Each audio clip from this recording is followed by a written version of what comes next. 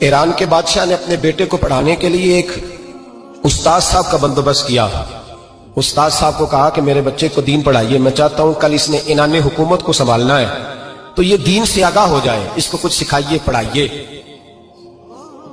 بہت نیک بزرگ بڑے درویش عالم پڑھانے لگے، اسباق مکمل ہو گئے، دین کے اسباق قرآن مجید پڑھایا، احادیث طیبہ کا درس دیا، اصول فقہ سے روشناس کرایا۔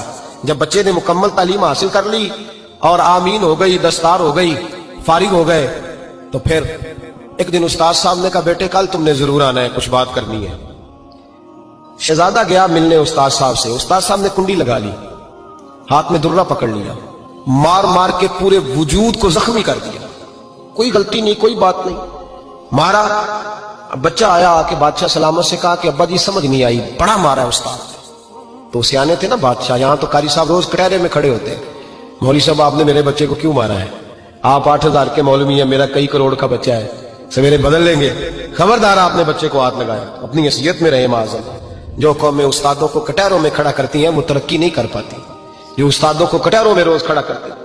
کہا ابا جی بڑا مارا ہے، تو والد بڑے سمجھدار تھے، کہنے لگے بیٹا استاد باپ ہوتا ہے، وہ زیادتی نہیں کرتا، کوئی بات ہوگی میں تیرے استاد کو کٹہرے میں نہیں بلاؤں گا۔ اماں سے بات کی، اماں کہنے لگی بیٹا میں تیرے باپ سے کیسے بات کروں، ڈرا تھا۔ وقت گزر گیا، 22 سال بیت گئے، 22 سال گزر گئے، بادشاہ کا انتقال ہوا، شہزادہ تخت پہ بیٹھا، پہلا حکم یہ دیا کہ میرے استاد کو بلاؤ، پہلا حکم۔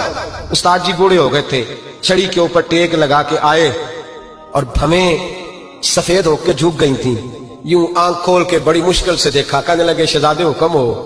کب میں شہزادہ نہیں، اب میں بادشاہ بن گیا ہوں۔ استاد جی 22 سال بیت گئے، آپ نے مارا تھا، اور وہ درد چونکہ زیادتی کی تھی، میرا قصور کوئی نہیں تھا، تو نہ میری روح سے درد گیا ہے نہ میرے جسم سے گیا ہے، میں بے اختیار تھا، پوچھ نہیں سکتا تھا، آج با اختیار ہوا ہوں۔ سب سے پہلے پہلا حکم آپ کو دیا، بلایا ہے، بتائے کیوں مارا تھا، کیوں مجھے مارا تھا، میری زیادتی بتائے۔ تو استاد بوڑھے استاد کی آنکھیں آنسوؤں سے بھر گئی، کہنے لگے بیٹے بس آج کے دن کے لیے مارا تھا، یہ جو دن آ گیا نا میری زندگی میں اس لیے مارا تھا، یہ میں چاہتا تھا میری زندگی میں وقت ہے آج کے، بس میری مراد پوری ہو گئی۔ کہا صاحب کس لیے، مجھے بھی سمجھائے۔ آپ فرمانے لگے کتنی دیر ہو گئی تجھے مار کھائے ہوئے، کتنا زمانہ بیت گیا؟ کہنے لگا 22 سال۔ فرمایا زخم بھولے تو نہیں، درد ختم تو نہیں ہوئی، تمہیں بات 1 منٹ کے لیے بھی تمہارے حافظے سے محو تو نہیں ہوئی؟ کہ استاد جی روز رات کو یاد آتی، روز خیال آتا تھا۔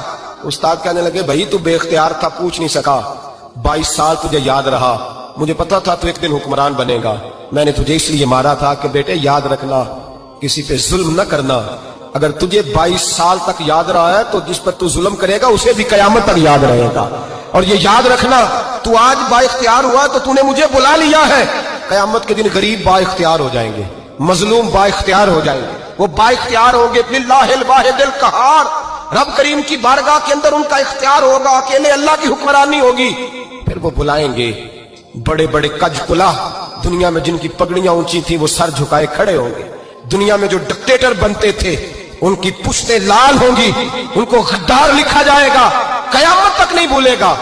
ظلم کرنا تو سوچ سمجھ کے کرنا، اتنا کرنا جتنا تم سہ سکتے ہو، اتنی زیادتی کرنا جتنی قیامت میں تم برداشت کر سکتے ہو۔ میرے نبی کریم صلی اللہ علیہ وسلم نے فرمایا ظلم سے بچو، یہ قیامت کے اندھیروں میں سے ایک اندھیرا ہوگا۔ زندگی میں زیادتی نہ کریں، اگر تھوڑی دیر کے لیے کوئی چیز برداشت کر جائیں گے تو وہ فائدہ دے جائے گی، کچھ دیر کے لیے اگر سہ جائیں گے تو نفع مل جائے گا، سہنے کی کوشش کریں۔